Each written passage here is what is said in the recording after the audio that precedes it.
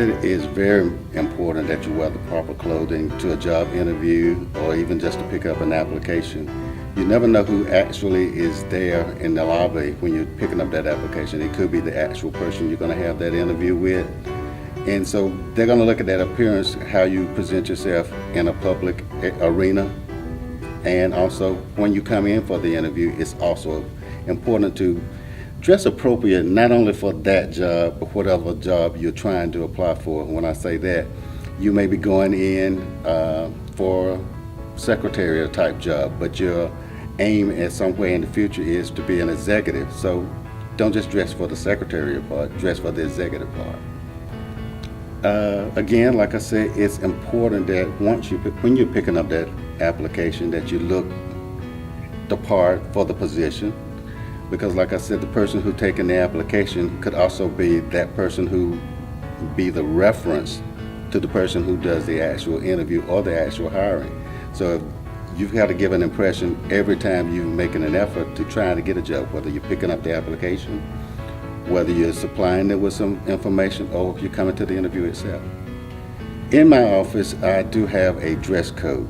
And what I've done with the dress code is I've tailored it basically to the type of activities the employee will be doing or can be doing. Also in that dress code is circumstances that tell me or tell you what can happen when you don't follow those rules. And I do that particularly because in my field, we're dealing with the public on a lot of cases. And when the public comes in, they want to see somebody professional looking. So when you're walking into an interview, again, depending upon what the position is, because you need to be interviewed if you're going to be at a retail location, you need to be interviewed if you're going to be at an office location. But regardless, when you are going in for an interview, you want to dress in a manner that you think is going to impress someone. So when you get dressed, it's not a matter of looking cute or cool. It's a matter of impressing someone. Think that you want to impress someone your parents' age.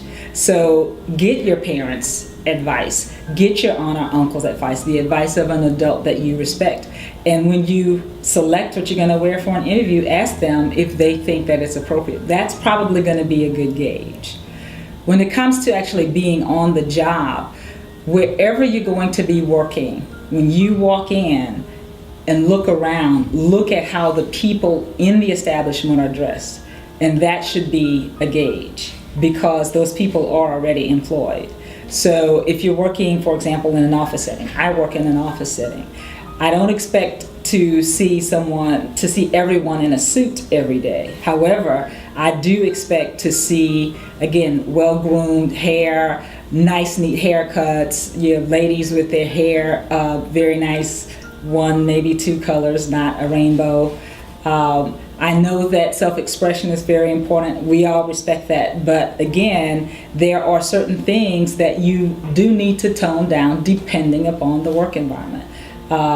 Earrings or body piercings or tattoos, depending upon the work environment that you're in, will need to either be toned down or just left at home. So if you need to wear long sleeve shirts or take the earrings out, those are things that you need to think about. So when you're targeting a place of employment, before you even send in the resume, you really should look around and see if you would be comfortable dressing like the people that you see around you, because that should be your gauge.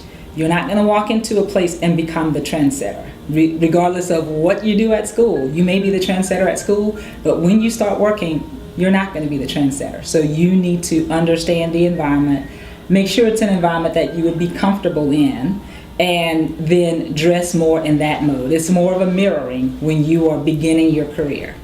I know that that's very popular with some individuals, like tattoos and piercing, and I think that's all well and good because those are personal choices. The thing that I would challenge particularly young people with right now is to really think about it before you even make those choices on tattoos and piercing, because it may be fun right now and it may be fashionable right now, but you're not going to be perpetually 17, 18 years old. And as you grow and mature, and when you have these piercings and these tattoos, they're following along with you. So I would challenge you, before you make those decisions, think, 5-10 years into the future of where you think you may want to be. And wherever that is, if piercings and tattoos are the norm in that profession, then, either way, it's your choice. But I would challenge you to think 5 or 10 years into the future of what appears to be the norm in that profession.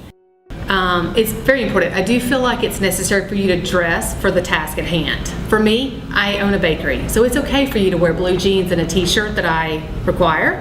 However, if you are a professional and you are in an office environment, the blue jeans and a t-shirt probably won't work. So I do feel like it's important for you to understand what the uniform is and wear it appropriately.